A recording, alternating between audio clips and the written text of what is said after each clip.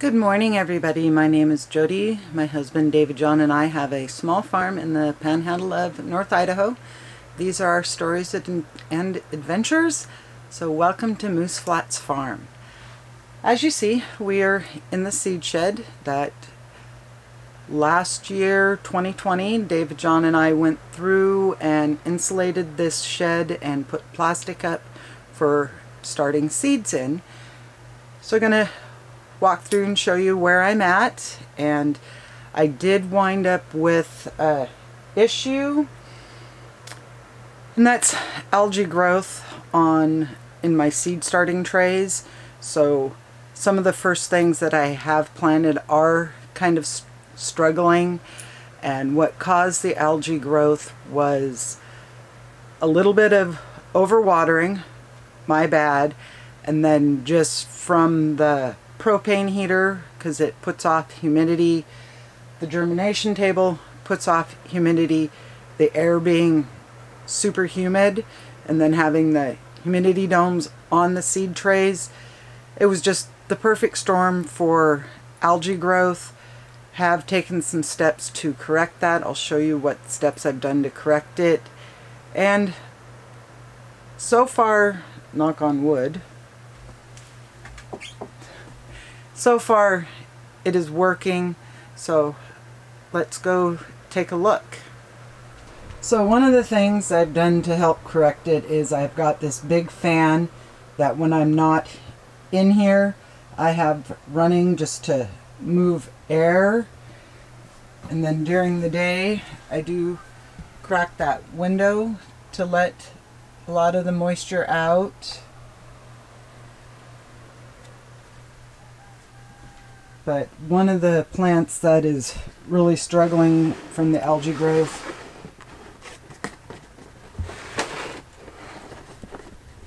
whoa, that makes it really loud, is my stevia. And I have tried to correct it by removing some of the algae. The plants really didn't like that. One of the a natural way that I saw that it said to help with algae growth or help slow down or stop algae growth was putting cinnamon on it. Really didn't help. But show you what else I've got. Down in here I've got my pansies and Johnny jump ups. They're doing pretty good, and I think somehow I got petunia in there. But the rosemary and thyme plants did not have a really good germination rate, and I think part of that was the algae growth, so we'll be replanting those. The mints, the algae really didn't seem to bother them any, but like the echinacea back there, kind of struggling.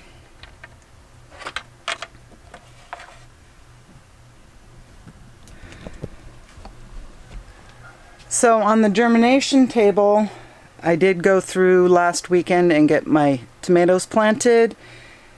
And going to insert right here, I planted my peppers this morning, so we'll watch getting some peppers planted.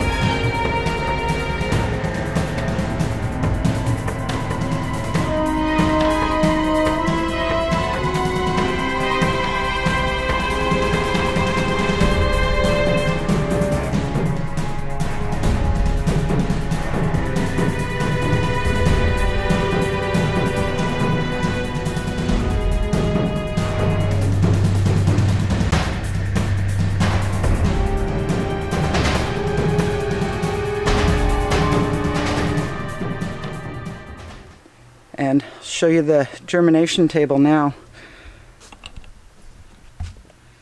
So these are two of the trays of peppers. The tomatoes, the early girls back here, little slow coming up, but everything else is doing pretty good. I've got 4 more trays of peppers back there and more tomatoes. Early girls, I do have one coming up there, but everything else in my collection of tomatoes is popping up. And I did bring the columbine seeds in and the milkweed in. They haven't started germinating yet, and I'm not going to put them on the germination table, just going to have them under the light just to hopefully get them to go. But the dill and onions down here are doing ish okay. The oregano is doing pretty good. And I just disconnected the light. So, as you see, the brassicas are no longer in here. I unfortunately jumped the gun on those and took them out to the hoop house. When it gets a little lighter out, we'll go and take a look at what happened up there. But I'd been watching the extended forecast. It wasn't supposed to get super cold, and I took them out there, and then we went into the mid-teens at night and kind of froze the brassicas. So we'll have to be restarting all of those, but I think I'm just going to start them straight in the ground up at the hoop house. So here in a little bit, when it's a little lighter and a little warmer, because it's like 34, 35 right now, we'll go up and take a look up there. So as you know, I have Professor Snape and his son Junior, and Junior has found an interesting place to strut his stuff in the mornings. He struts on top of the Ziggy shed every morning. But doesn't he look magnificent up there?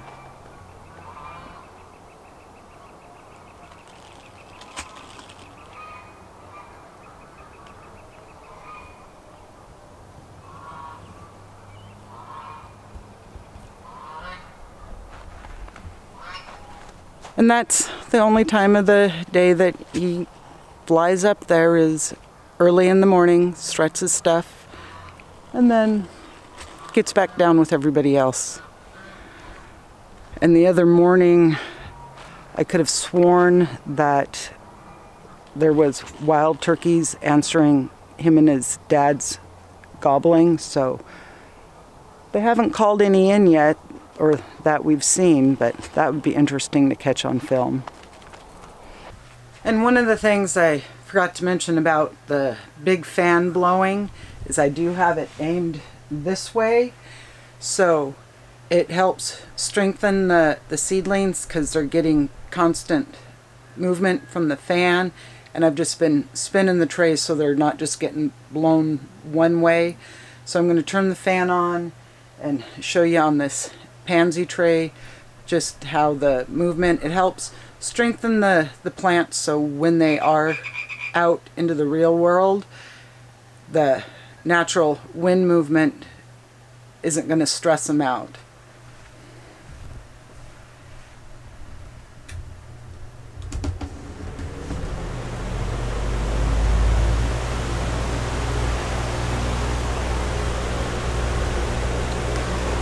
So like I said, the fan is kind of loud,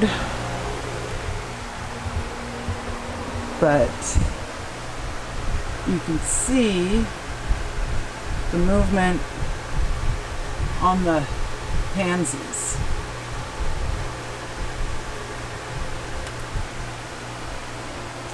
And it even gets all the way over here. You can see those little thyme plants in the back moving.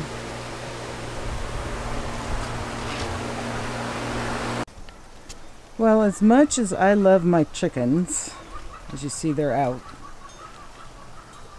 they have been, go over to the gate, even though it's open at the moment, they have been, when it's closed, they jump up onto the fence or onto this gate itself, jump over this fence and get into the garden.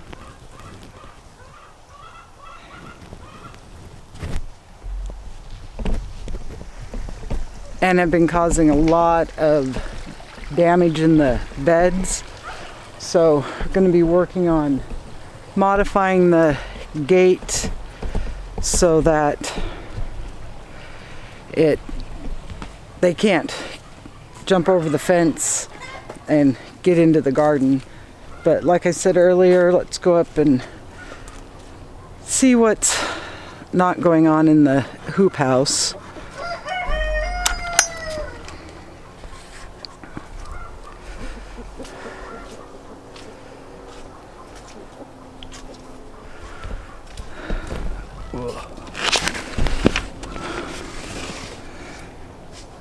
So, as you see, they got frozen. Some of them, like this guy, some of them might be salvageable, but I think for the most part, they're actually, a lot of this might be good. And that's a cabbage. So definitely learned something there. But it's like those poor guys.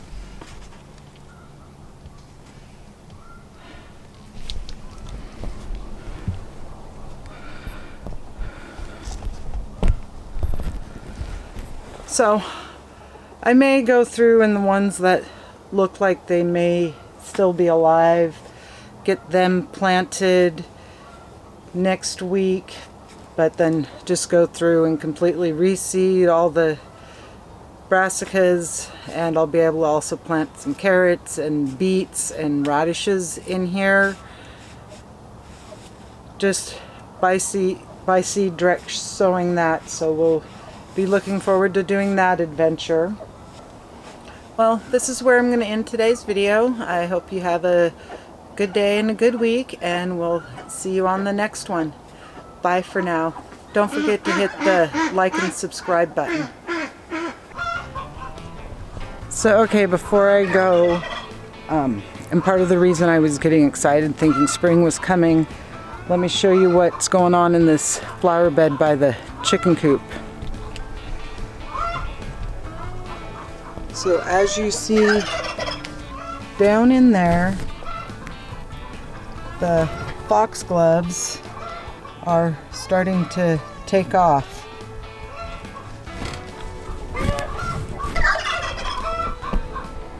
So it's like if Mother Nature's going to start planting, I can plant. But these are stuff that's also been outside in the winter and they know when they can start. So, like I said, bye for now.